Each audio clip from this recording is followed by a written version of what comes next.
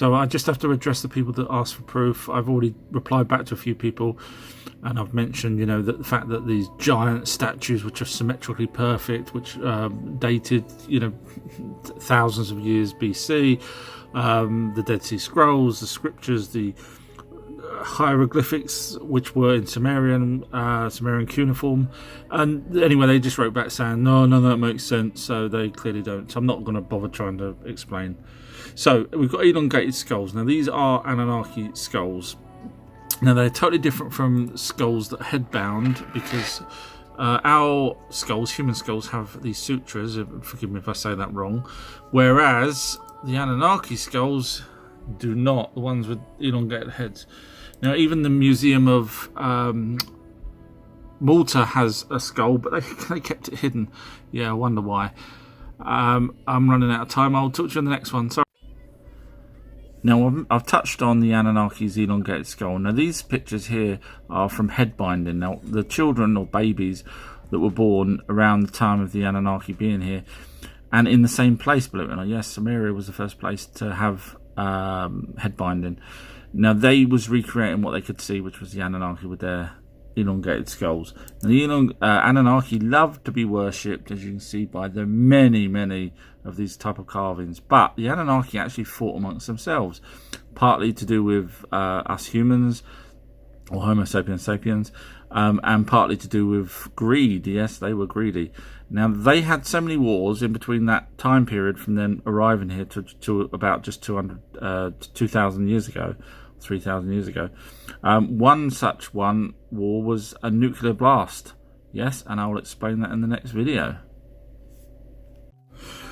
So if we look at Egypt there, we can see Jerusalem and Israel, and we all know who was born around that area there. And so this is all to do with Mesopotamia and the Anunnaki landing there. So you can see they sort of spread out. Now Egypt has a connection with the Anunnaki, and that's because look at Queen Nefertiti's long elongated skull. Yes, she did have one. Her husband, wait for it, Akhenaten, who was also shown there, had an elongated skull. Difficult to show on these pictures, but yes, he did. And Tutankhamun recently, in a BBC documentary, done a head scan of their child, Tutankhamun. Now people could say, oh well, that's because they were inbred and whatever else, but if you go back to everything that I've already said about the elongated skulls from Anunnakis, you can see why the rulers, and only the rulers, had the elongated skulls. Crystal skulls and interdimensional beings.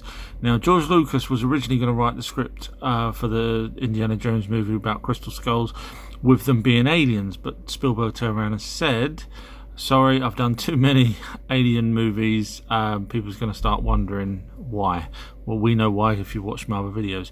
So George Lucas rewrote the script and added them as interdimensional beings, the ones that come with the crystal skulls.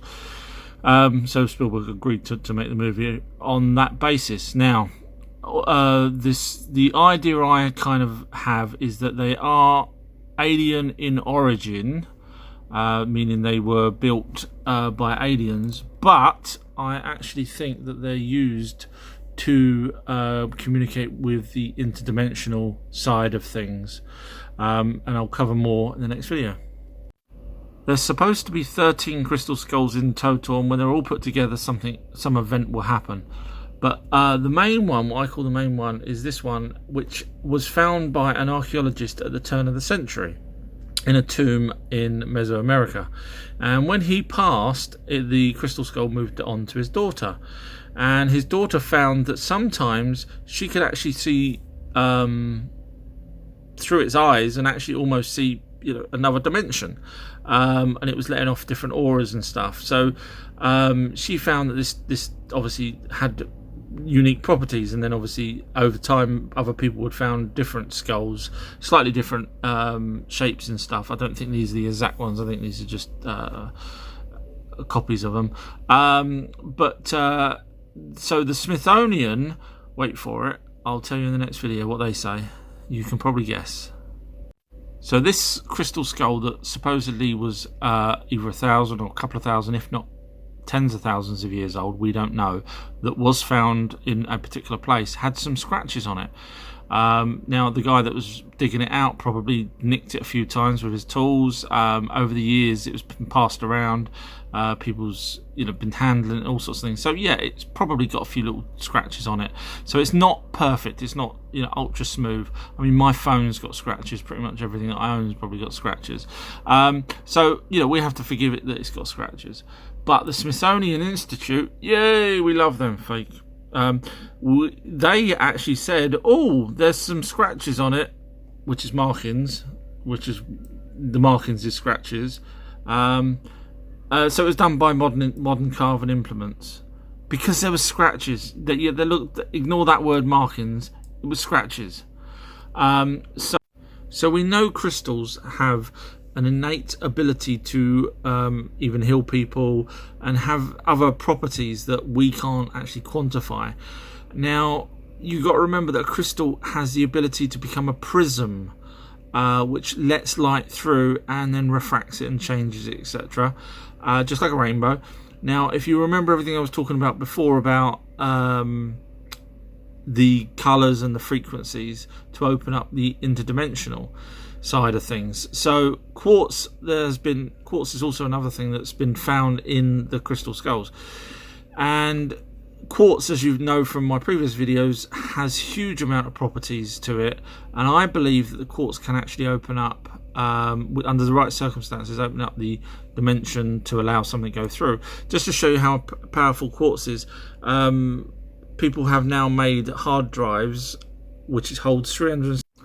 Oh, I hate silly people. I really hate silly people. Okay, so one person said that the crystal skull that was found in the tomb in around 1920 something, 1926, was planted there by the Smithsonian.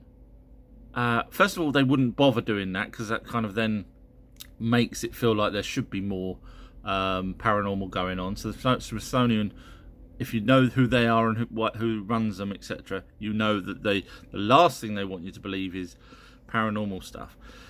So let's look at the facts, because people just defy belief. They really do. Okay, so there's no denying that 1926, this guy actually went into a tomb, unopened tomb, no denying that, and found and brought out a crystal skull. Now, the indigenous people that were all standing around that allowed him to go into this tomb, they all have heard of the story of the skull. So now, if the guy here, Mitchell Hedges, went there, pretended that he didn't have a skull, and took it down with him and then brought it back up to say, hey, look what I found, he would have had to have known about the Aztecs and the skull prior to going there. And bearing in mind, this was before the internet, so he would have had to have, the logistics of that, he would have had to have found the tribe prior to going there, found someone that could create such an intricate piece of artwork, such as the crystal skull, and then hope that no one else around the world replicates the crystal skull, because he would have been the only person doing it. But funny enough, there's 13 other ones. So you've got to remember, this was before the internet. So local newspapers probably might have covered it, but that's probably as far as you're going to go. And now there's scratches on it, as I mentioned in one of the other videos. And the Smithsonian says it's fake because, wait for it, it's got marks on it. Tool marks. No, they're not tool marks, they're scratches. They can't identify what tools did it, so therefore they're scratches. And they just says there's sort of marks. And they show them. I've seen videos of the, going in microscopic, and there's just tiny little hairline sort of mark there. And clearly a scratch. The thing's probably thousands of years old, and they can't carbon date it either, because crystal you can't carbon date. So no one knows how old these things are. So please, enough with the it's been debunked. It hasn't been debunked. It's the Smithsonian saying it's been debunked because that's what they do. You got to have research before you can start saying things are debunked. So anyway, yeah, that's a genuine skull that has mysterious properties. Another story of giants, this time in Malta, stroke Gozo. Now this is called the Temple of Giants, or Giants Temple. and it was supposedly created by a female giant, possibly a cyclops, and the story goes that she pushed up these boulders by her own bare hands while having her baby straddled to her back, which is pretty impressive. Malta having giants isn't so far-fetched when you realise that some of these huge ancient monuments that they've built have stones that are 22 tons. Now, that's pretty impressive for a tiny little island, and they're again made of limestone, which would go back to my theory of levitating. But anyway, Malta's also got the elongated skulls, which I've suggested are Anunnaki, and they're missing the sutra there. So Malta had giants and Anunnaki arrive there, which makes sense. You would have to wonder why we had skulls, Anunnaki skulls, alien skulls, on Earth buried. Why didn't they take them back, or why didn't they leave before they died? Well, if you watch the last couple of videos, you'll see that they actually had issues going back to their home planet. So basically they ended up dying here on Earth, and thus the reason why they were buried. And of course, over time we found these skulls and we've realised now who they belong to. Because the Anunnaki seem to be stuck here, they started to domesticate animals such as, and this was around 17,000 BC to 9,500 BC, give or take. So they domesticated dogs, sheep, goats, pigs, cattle with horns, as you can see there, and obviously hornless cattle as well. So they made their bed and they had to lie in it, so to speak.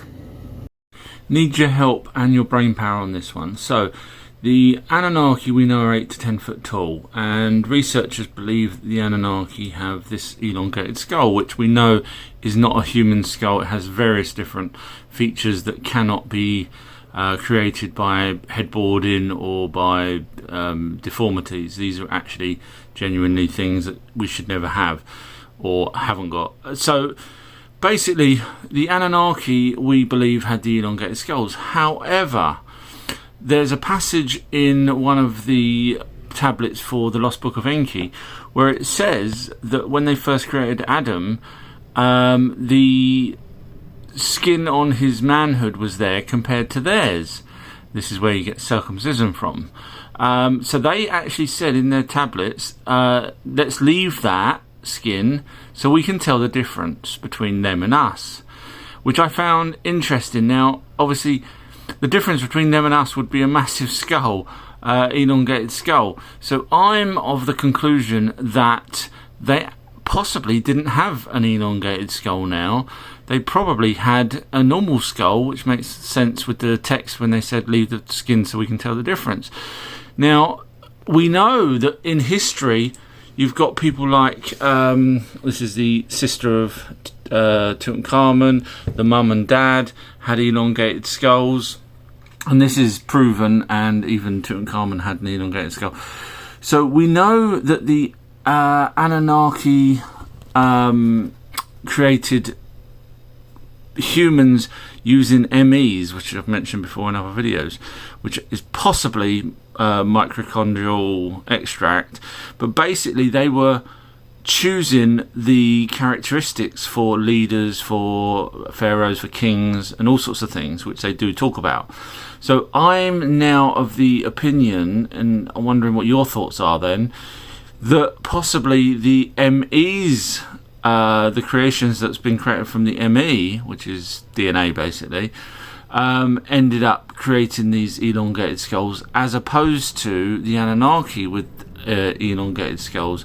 I know I'm probably the only researcher that's put all this sort of together, so I'm just wondering on your thoughts on it, because it does come across that the sort of the demigods or the kings of the area do have these elongated skulls. So what's your thoughts? Please let me know.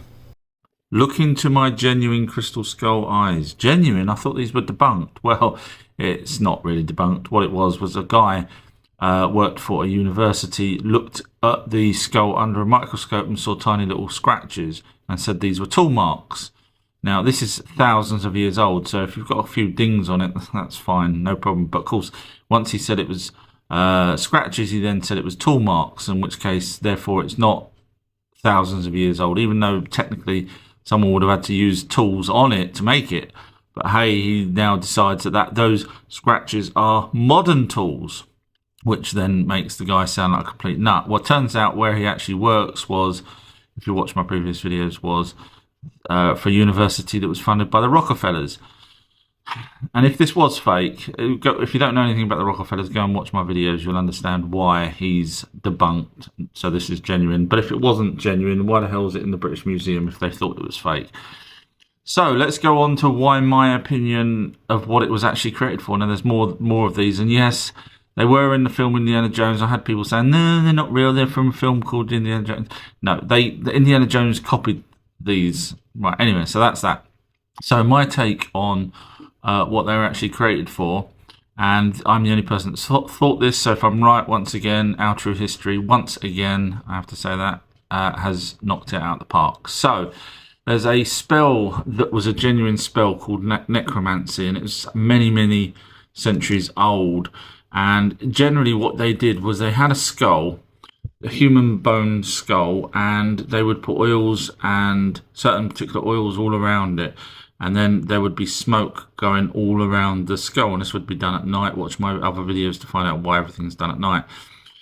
Now, a spirit from the underworld would come up and make sounds through this skull. Now, my take on it is, if you know anything about glass is, there we are, you know that the glass has a better resonance frequency than bone, which is why glass is upside down used on Ouija boards. So if you go back to the crystal skull and you find out that not only has it got crystal in it, it's also got quartz, which is even better frequency, then in my opinion these were actually used, especially when you work out the locations of them, these were used to summon the dead and talk through them, which would explain why sometimes people see things inside the eyes or inside the actual thing, and sometimes even projected out from them. So that's my take on it. It's a genuine thing, necromancy. So there we go, our true history. Look at this carving in the Egyptian Museum. At first glance, it looks like a little alien. However, you'll realise the body parts there do seem to have dwarfism, which they also had gigantism, and that's understandable because the Anunnaki were 8 to 12 foot tall, breeding with humans, which were about 5 foot tall, and we ended up with a mismatch of sizes, which is why we got the Nephilim. But the skull there could be mistaken for the Star Child skull, if anyone knows what that is. Now, I have actually done a big, long video on my Patreon page about the Star Child. Now, I know the original owners of it, after Lloyd Pye had passed, basically ended up saying, oh, that's it, forget it, it's all fine, it's not really an alien skull. But if you watch my video, it's a longer video than I do on TikToks, on my Patreon channel, you'll find out my thoughts on the Star Child.